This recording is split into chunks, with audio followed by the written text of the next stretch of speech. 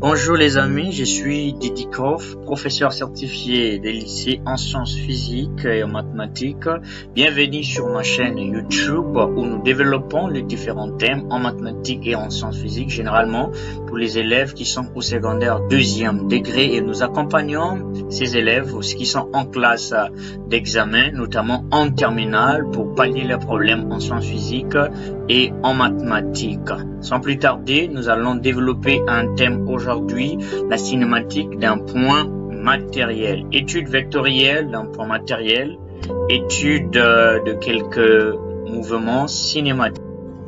Il est important, avant d'aborder ces cours, de connaître quelques définitions qui finalement vont nous permettre d'avoir une idée sur qu'est-ce que c'est la cinématique du point matériel. Alors, la cinématique, étude du mouvement indépendamment des causes qu'il engendre, ou la cinématique étudie le mouvement sans se préoccuper des causes qu'il engendre. Le mouvement, c'est la variation avec le temps de sa position par rapport à celle des autres, pris comme référentiel. Le référentiel, c'est un solide par rapport auquel on étudie le mouvement d'un objet. Il y a différents types de référentiels, notamment le référentiel galiléen, le référentiel copernique, le référentiel géocentrique. Il y a la trajectoire, qui est l'ensemble des positions successives occupées par un mobile au cours de son déplacement. Différents types de trajectoires. Nous avons la trajectoire rectiligne, la trajectoire circulaire et la trajectoire curviligne et la trajectoire parabolique. Lorsque la trajectoire est rectiligne ou est une droite, le mouvement est dit rectiligne. Lorsque la trajectoire est un cercle, le mouvement est dit circulaire, et la trajectoire est une courbe, le mouvement est dit curviligne. Si la trajectoire est une parabole, le mouvement est dit parabolique. Parlons des grandeurs cinématiques. Alors, il y a plusieurs grandeurs cinématiques qui permettent de comprendre ou d'étudier un mouvement, parmi lesquels nous avons le vecteur position. À une date t, la position du point M est repérée par ses coordonnées x, y et z. Et l'expression du vecteur position est OM égale à xi plus yj plus zk. La loi horaire. Et si le point M est en mouvement, alors ses coordonnées sont des fonctions du temps, notées xt, yt et zt. N'oubliez pas, les amis, que ici, le mouvement s'est fait en fonction du temps, donc les x, y et z ne seront plus considérés comme des simples variables, mais ça devient des fonctions parce que ça varie en fonction du temps. Exemple, xt égale à 2t carré plus 5t moins 1. Nous avons le vecteur vitesse. Nous avons deux vecteurs, il y a le vecteur vitesse moyenne et le vecteur vitesse instantanée. Le vecteur vitesse moyenne est donné par son expression Vm égale à OM2 moins OM1 sur T2 moins T1. OM2 ici, c'est la position du point M à la date T2 et OM1, c'est la position du point M à la date T2. Pour déterminer cette vitesse, finalement, il faut faire la moyenne. Vecteur vitesse instantanée, c'est la dérivée de la position OM par rapport au temps. Connaissant la position, on peut déterminer ses coordonnées dans le repère cartésien. Ces coordonnées sont données par x point qui est égal à 2 de x par rapport au temps, y point qui est égal à 2 de y par rapport au temps, et z point qui est égal à 2 de z par rapport au temps. Nous comprenons par là que les coordonnées des OM sont x point, y point et z point.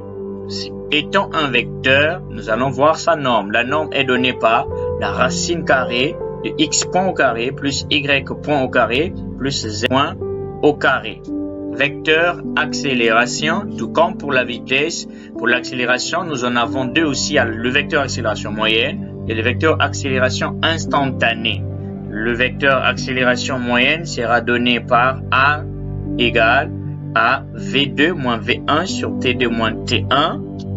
Et vecteur accélération instantanée est la dérivée de la vitesse par rapport au temps. Connaissant les coordonnées du vecteur vitesse, on peut déterminer les coordonnées de l'accélération. Ces coordonnées sont donc x point point égale à d de x point par rapport au temps, et x, y point égale à d de y point par rapport au temps, z point égale à d de z par rapport au temps. Les amis, vous devez marquer la différence entre les coordonnées de la vitesse et celles de l'accélération. Pour la vitesse, c'est x point, y point et z point. Et pour l'accélération, c'est x point, y point et z point parce que la position est dérivée doublement. La base des freinés, l'accélération a des coordonnées dans la base des freinés qui est donnée par a égale à at plus an. Le t, c'est le vecteur unitaire suivant l'axe tangentiel et le n, c'est le vecteur unitaire suivant l'axe normal. At, finalement, sera égal à la dérivée de la vitesse par rapport au temps et an, c'est la vitesse au carré sur le rayon de... Alors, voici en quelque sorte les grandeurs cinématiques. Il est important de faire une application afin de comprendre comment ça fonctionne, ces grandeurs cinématiques dans les applications, d'où l'exercice d'application. Alors là, on nous donne les équations paramétriques d'un point matériel lancé dans l'espace, x égale à 3t, y égale à z égale à 0, plutôt z égale à moins t carré, moins 4t carré, plus 5t. En petit 1, on nous demande de donner l'équation cartésienne de la trajectoire. Petit 2, donner l'expression du vecteur position et en déduire sa norme, sa position à t égale à 1,5 secondes. En 3, on demande de déterminer les composantes du vecteur vitesse ainsi que le vecteur accélération du mobile. A. Lorsque ce point passe par le sommet de sa trajectoire. En B.